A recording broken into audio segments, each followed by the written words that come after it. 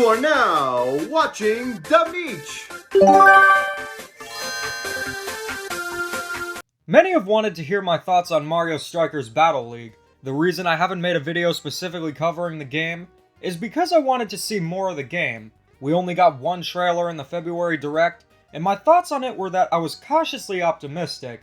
It looked like it had potential, but a bit empty based on the first trailer.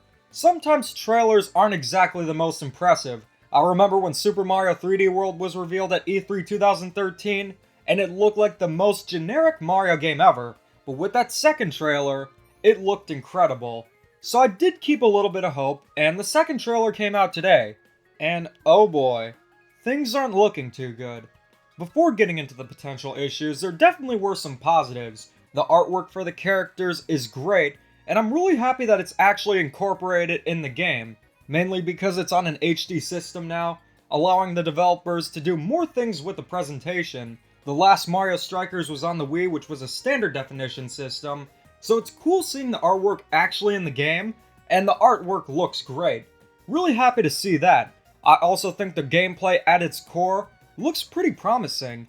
It's an extreme take on soccer just like the other Mario Strikers games, with the items, crazy moves you could pull off, and I'm also a huge fan of the customization. You can get different gear for the characters and even change up the color. So if you want to have red Luigi or green Mario, you definitely can.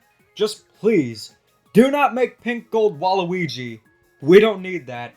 Unfortunately, this is where the positives end, because the game itself seems to have a lot of the same problems pretty much all the multiplayer-centric Switch games do. So the first thing I noticed about the trailer is that most of it was stuff we already saw in the reveal. I thought there would be more stadiums revealed, more gameplay modes, more characters, but things are looking empty in all of those regards. I will say it's cool that you can kind of customize a stadium. You have different themes. You got the Mario one, the Bowser theme, Luigi's Mansion, Donkey Kong Country Returns. That is cool. Although, I will say, the stadiums look a bit too Mario-esque to fit Strikers. Part of the reason why Mario Strikers was so cool is because it was unlike any other Mario game. It definitely had a more edgy, gritty look to the game, a more extreme look if you will, and that is one of the reasons why Mario Strikers is so beloved and is so cool. But the stadiums in Battle League look like something you'd find in any other Mario game.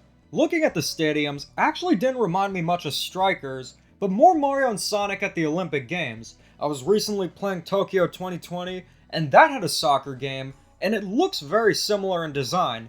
Which is a shame because I would love to see the style of Strikers translated into HD, seeing how it would evolve. I did state that the character artwork for the animations and menus look great, but something struck me as off with the character models, and then it dawned on me.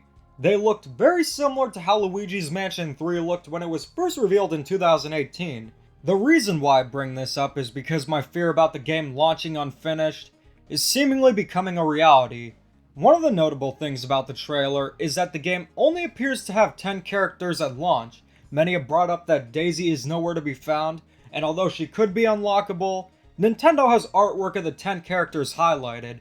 What I'm certain is probably going to happen is Nintendo is going to do the free DLC thing, drop a new character every month, pretend that it interests players and keeps engagement, when in reality everyone has just stopped playing the game because there's not enough content, and they move on to other games. All you have to do is look at the Nintendo games that had paid DLC versus the ones that get these quote-unquote free updates. You want to know why Smash has paid DLC?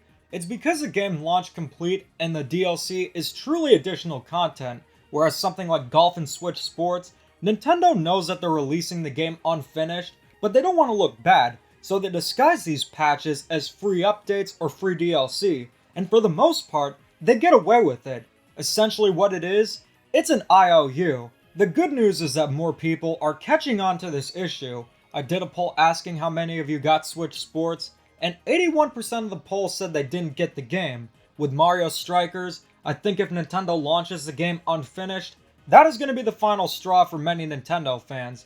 These practices might work well in the short term, but eventually, if they keep going on, it's going to hurt Nintendo in the long term. Longtime fans will not like being disappointed by the amount of unfinished games, and will leave. I want Mario Strikers Battle League to be good.